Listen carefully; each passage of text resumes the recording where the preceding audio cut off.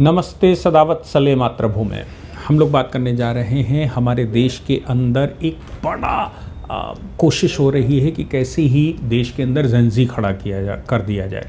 और जेनजी खड़ा करना मतलब उनके विचार में तो है ही कि जेनजी किस तरह से खड़ा कर दिया जाए, लेकिन कुछ बातें जो दिमाग में रखनी चाहिए। आप सोच सकते हैं कि आपने कभी सोचा भी है किसी देश को बिना किसी गोली चलाए, बिना किसी युद्ध के कैसे तबाह कर दिया जाए या उस पर कब्जा कर लिया जाए? जवाब है उसके जो संसाधन हैं, उसके जो संस्थान हैं, उसका जो इकोसिस्टम है, उस इकोसिस्टम को नष्ट कर दिया जाए। अब वो इकोसिस्टम नष्ट कैसे होगा? इकोसिस्टम नष्ट होगा उस पर अविश्वास पैदा करके। अब अविश्वास पैदा करने के लिए पूरी कोशिश होती है। आप सोच कर देखिए कि क्या हमारे देश में भी वही करने की कोशिश हो रही है जो कई देशों में पहले भी हो चुकी है। ये जो कम्युनिस्ट मैथोलॉजी है, क्या कम्युनिस्ट मैथोलॉजी उसको करने की कोशिश कर रही? अब देखिए, बांग्लादेश में जब हुआ तो कम्युनिस्ट मैथोलॉजी उनके पीछे खड़ी थी, इसमें कोई शक नहीं है। और नेपाल में जो हुआ वो कम्युनिस्टों को उखाड़ने के लिए भी वही चीज़ इस्तेमाल की गई, इसमें भी कोई शक नहीं। पाकिस्तान में अक्सर होता रहता है। तो क्या हमारे देश में भी जो इस समय इकोसिस्टम बन चुका है, उस इकोसिस्टम को उखाड़ फेंकने के लिए कोशिश की जा रही है? ऐसा कोशिश की जा रही है कि लोग भड़क जाएं, इंटरनेट पर आ जाएं, चूँकि सोशल मीडिया का ज़माना है, रोड पर उतर जाएं, रोड पर उतर कर बहुत कुछ वो कर दें जो वो करना चाहते हैं। कम से कम नैरेटिव बिल्डिंग तो की ही जा सकती है। क्या झूठी खबरें फैलाकर, आप सोचिए, झूठी खबरें फैलाकर ये सिद्ध करने की कोशिश हो रही है सभी जगह से, सभी संस्थानों से। जितना इकोसिस्टम होता है, जो कड़ियां मिलकर चलती हैं, उस हर कड़ी पर इस समय प्रहार हो रहा है। और उसका एक जीता जागता इलस्ट्रेशन आज ऑनरेबल हाई कोर्ट ने फटकार लगाते हुए आदेश किया कि ये पूरे मैटर को उतार दिया जाए। इंटरनेट प्रोवाइडर्स को, तमाम कंपनियों को, सोशल मीडिया प्लेटफॉर्म्स को, दिल्ली हाई कोर्ट को स्पेसिफिकली आदेश देना पड़ा कि इनको हटा दीजिए। है क्या? ये जो साजिश रचने वाले लोग हैं ना, ये साजिश जहां जहां से इकोसिस्टम को सपोर्ट मिलता है, उन सभी चीज़ों को डिस्प्यूटेड करने की कोशिश करते हैं। इसको ऐसे सोचना चाहिए कि जब जर्मनी का युद्ध हुआ, जर्मनी, हिटलर बैठा और उसने हॉलैंड के ऊपर करा, तो फ्रांस बोला तो उसने फ्रांस के ऊपर बम फेंक दिया, कोई और बोला तो उसके ऊपर, और बाद में इंग्लैंड आया तो इंग्लैंड पर भी डिस्प्यूट कर दिया। यानी कि जो कोई भी हिटलर को ये कह रहा था कि तुम गलत कर रहे हो, वो उस पर ही बम फेंक रहा था। जैसे आज की तारीख में मैं समझता हूँ कि डोनाल्ड ट्रंप भी कुछ वैसे ही कर रहे हैं। अगर मेलोनी कुछ कहेंगे तो मेलोनी पर सवाल खड़े करेंगे, अगर इमरान खान कुछ कहेंगे तो उनके ऊपर सवाल खड़े करेंगे, आप मैक्रोन कुछ कहेंगे उनके ऊपर सवाल खड़े करेंगे और उनको डिस्प्यूटेड करने की कोशिश करेंगे। तो वैसे ही भारत में भी प्रधानमंत्री जी डिस्प्यूटेड हो जाएं, देश का सिस्टम चलाने वाले डिस्प्यूटेड हो जाएं, ऐसी कोशिश होती रहती है। लेकिन शायद उनको मालूम नहीं है अब कि हमारे यहाँ जड़ें कितनी गहरी हैं और उनके आउटलुक क्या है। इसको जरा ध्यान से समझते हैं। भारत में इस समय जो चीफ जस्टिस बैठे हुए हैं और जुडिशल सिस्टम है, वो उनको सपोर्ट तो नहीं कहना चाहिए, लेकिन उनको अन्याय नहीं मिल रहा है जो वो अन्याय चाहते हैं। चाहे वो SIR का मामला हो, चाहे वो बांग्लादेशियों का मामला हो, चाहे वो मुसलमानों के तुष्टिकरण का मामला हो, या फिर वो रोहिंग्याओं का मामला हो, देश में आतंक का मामला हो, देश जहां कहीं भी जिस विषय को वो लेकर जाते हैं, कोर्ट उसका दूध का दूध, पानी का पानी कर देता है और कहता है कि भाई इसमें कोई जान नहीं है। कोर्ट को डिस्प्यूटेड करने के लिए एक नई साजिश रची गई, और वो नई साजिश ये थी कि पूरी जुडिशरी को मोदी सरकार के मातहत आ गई है, या जो नेतृत्व कर रहा है नेतृत्व के तहत आ गई है, इंस्टीट्यूशन बेकार हो गया है, ऐसी करने की कोशिश की जा रही। अब केवल मुंह से कहेंगे, लगातार कहेंगे तो कोई फर्क पड़ता नहीं है। अगर वो लगातार यही कहते रहेंगे कि भाई जज साहब देखो बैडमिंटन खेल रहे हैं, जज साहब और मंत्री साथ में मिलकर टीम बनाए हुए हैं, और ये देखो इनकी वार्ताएं चल रही हैं, और कहां कहां वो घूम रहे हैं, कहां कहां वो तरण तालों में घूम रहे हैं, लंदन में हैं कि यहाँ हैं कि वहाँ, इस तरह का अगर विषय उठाएंगे तो लोगों को निश्चित तौर से विश्वास हो सकता है कि वाकई में कहीं सरकार के साथ जुडिशरी मिली तो नहीं है। जबकि जुडिशरी के कोर वैल्यूज हैं, जुडिशरी के प्रोफेशनल एथिक्स हैं, जजों के आचरण को लेकर बाकायदा हमारे पास कानून हैं और इन कानूनों में सिस्टमैटिक तरीके से कोर्ट के आदेशों के द्वारा इसको कंट्रोल किया जाता है। मैं उन एथिक्स की बात करूंगा, जो डिस्प्यूट पैदा करने की कोशिश की गई उसको बात करूंगा, और जो एथिकल वैल्यूज़ को कुचलने की कोशिश की गई मैं उन पर बात करूंगा, और उस पर दिल्ली हाई कोर्ट ने क्या कहा इस पर भी हम बात करेंगे कि आखिर दिल्ली हाई कोर्ट ने ये क्यों कहा 24 घंटे के अंदर इस तरह की पोस्टें नीचे गिरा देनी चाहिए, और जो कुछ भी आप कर रहे हो वो गलत है, और अगर ऐसा नहीं हुआ तो फिर हम इस पर एक्शन लेंगे। मैं बात कर रहा हूं जो हमारे यहाँ एक मीडिया पोस्टों में चल रहा है, जो जेंजी को सपोर्ट करने वाले कॉकरोच और पता नहीं कौन कौन, वो सब इस बात पर लगे हुए हैं। खास तौर से वो लगे हुए हैं चीफ जस्टिस को कैसे विवादित किया जाए, चीफ जस्टिस को कैसे फंसाया जाए।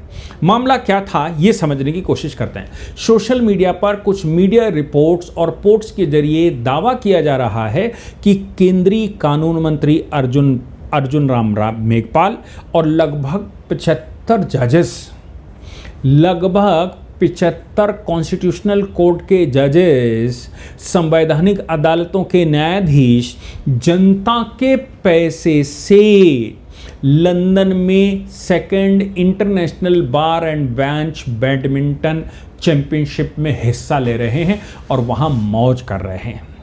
ये मुकदमा डालने वाला कौन था? कोई बीजेपी वाला नहीं और वो नहीं। ये मुकदमा हाई कोर्ट में डालने वाले हैं badminton association of India. Badminton association of India ने इस फर्जी खबर के खिलाफ दिल्ली हाई कोर्ट में याचिका दायर की थी, और याचिका में कहा गया कि इस तरह की फर्जी खबरों से न सिर्फ न्यायपालिका की स्वतंत्रता पर छवि खराब होती है, बल्कि बैडमिंटन खेल का भी मजाक उड़ाया जा रहा है। इसलिए आप इसकी सुनवाई करें। हाई कोर्ट ने नोटिस किया, हाई कोर्ट ने फैक्ट मांगे, जबकि पीआईबी और तमाम जो सरकारी फैक्ट चेकिंग एजेंसियां हैं या फिर जो फैक्ट चेकिंग वेबसाइटें चलती हैं, उन्होंने सबने क्लियर किया कि ये न्यूज़ झूठी है। लेकिन फिर भी कहने वाले नेशनल न्यूज़ चैनल पर कह रहे हैं। आप देखिए, हमारे साथ आलोक शर्मा जी हैं। आलोक शर्मा जी एक चैनल पर हमारे साथ बात हो रही थी, तो वो जुडिशरी के लिए क्या कह रहे हैं, जरा सुनिए, फिर आगे बढ़ते हैं। हाई कोर्ट मोदी जी का जन्मदिन मना रहे हैं आजकल, और सुप्रीम कोर्ट विदेशों में घूम रहे हैं, ठंडी हवा ले रहे हैं, फंसेगा कौन? इलेक्शन कमीशन इनकी जेब में। आपने सुना, अब इसको समझना चाहिए। सरकार की फैक्ट चेकिंग एजेंसी और सब कोई कह रहा है नहीं ऐसा कुछ हुआ नहीं है, लेकिन दिल्ली की हाई कोर्ट ने जब इसको संज्ञान लिया तो मालूम पड़ा कि हकीकत यह है कि कोई इस तरह का ना तो मैच है, ना कोई मीटिंग है, ना कोई प्रवास है, और ना ही लंदन में कोई गया है। सीजीआई जरूर 2 दिन की लंदन की यात्रा पर थे। उस दोनों प्रकरणों को मैंने आपको बताया था और ये कहा था, सीजीआई ने वहीं पर जवाब दिया था। जो लोग भी सीजीआई पर सवाल खड़े कर रहे थे उन्होंने वहीं कहा था कि अब हम न्याय को भारतीकरण कर रहे हैं, अब हम एआई को भी इंडियन ज्यूरिस्प्रूडेंस पर ले जा रहे हैं, हम विदेशी ज्यूरिस्प्रूडेंस को फॉलो नहीं करने वाले हैं। विदेशी ज्यूरिस्प्रूडेंस भारत के लिए नहीं है, भारत के लिए उचित नहीं। ये बात ऑनरेबल सीजीआई ने वहां पर ठांस के कही थी। उसके साथ ही ये विवाद खड़ा करना शुरू हो गया कि सीजीआई को ऐसे चिन्हित किया जाए और कोर्ट को टारगेट किया जाए कि सरकार कोर्ट के साथ मिली हुई, इसीलिए एसआईआर में रिलीफ नहीं मिल रहा, इसीलिए और मामलों में रिलीफ नहीं मिल रहा, क्योंकि कोर्ट और सरकार एक ही उस पर अय्याशियां कर रहे हैं टैक्स पेयर की पैसे पर। ऑनरेबल हाई कोर्ट ने जब इस बात को कहा तो उन्होंने कहा, संवैधानिक पदों पर बैठे लोग जब भी विदेश यात्रा करते हैं वह पूरी तरह से आधिकारिक या राजनयिक दोनों के लिए होता है। जैसे अंतर्राष्ट्रीय कानूनी सम्मेलन में लोग जाते हैं, द्विपक्षीय बैठकों में जाते हैं, यूनिवर्सिटी के कार्यक्रमों में जाते हैं, वो तो होता है, लेकिन बैडमिंटन कहीं इंटरनेशनल खेलने नहीं जाते। हाँ, ये ज़रूर बात है, बार और बेंच के बीच में यहाँ मैचेस फुटबॉल के या उसके बैडमिंटन के या उसके होते हैं, लेकिन वो भी रिलैक्स के लिए होते हैं। उसमें ये हो सकता है कि कभी लॉ मंत्री को बुला लिया गया हो, लॉ सेक्रेटरी को बुला लिया गया हो, क्योंकि वो भी बेसिकली लॉयर होता है, तो बार एंड बेंच में ऐसा होता है, लेकिन सरकार उसमें शामिल होती है, ऐसा नहीं है। सुप्रीम कोर्ट क्रिकेट क्लब बाकायदा बना हुआ है जो उस पर भाग लेता है। अंतर्राष्ट्रीय स्तर पर लॉयर्स वर्ल्ड कप होता है जिसमें लोग भाग लेते हैं, लेकिन जजेस नहीं जाते। जजेस के लिए बाकायदा इथिक्स हैं, उन इथिक्स को ध्यान रखना चाहिए। जजेस के लिए इथिक्स क्या है? जजेस के लिए इथिक्स 1997 में ये कहा गया था अलोफनेस, यानी कि आपको तटस्थ रहना है और सामाजिक क्षेत्रों से दूरी बनानी है। सामाजिक सार्वजनिक आयोजनों में कम से कम शामिल होना है और बल्कि नहीं शामिल होना है। उपहार और आतिथ्य को नहीं स्वीकार करना है।